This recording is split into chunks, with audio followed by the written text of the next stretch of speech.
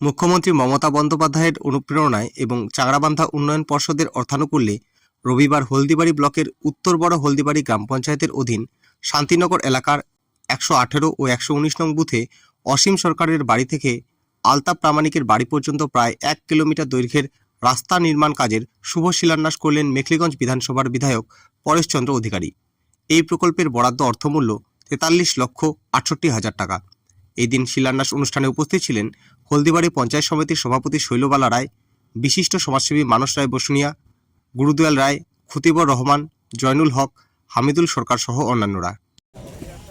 উত্তর বড় হলদিবাড়ির ১১৮ নম্বর ১১৯ নম্বর বুথের অসীম সরকারের বাড়ি হইতে আলতাফ প্রামাণিকের বাড়ি পর্যন্ত ৮০০ মিটারের রাস্তা, যার আজকে শুভ উদ্বোধন হলো। এই পাকা রাস্তা চারমান্দা উন্নয়ন পর্ষদের ৪৩,৬৮,০০০ টাকা এর চারমান্দা উন্নয়ন পর্ষদ আমাদের রাজ্যের মাননীয় মুখ্যমন্ত্রী তিনি অনুমোদন করেছেন এই টাকা এই রাস্তাটা পাকা করার জন্য।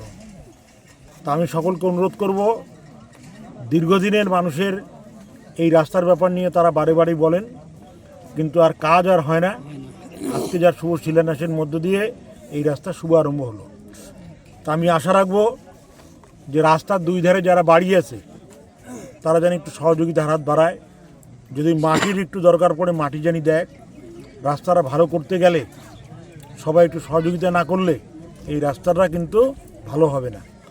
ঠিকাদারকে আপনারা একটু সহযোগিতা করবেন যাতে রাস্তাটা ভালো হয়, এবং আমরাও ঠিকাদারকে বলবো যে আপনাদের সহযোগিতায় সুন্দর একটা রাস্তা, ৮০০ মিটারের রাস্তা, প্রায় ১ কিলোমিটারের কাছাকাছি এই রাস্তা যাতে খুব সুন্দর রাস্তা হয়, সেই জন্য সকলের কাছে আমি অনুরোধ করব আপনাদের সহযোগিতা।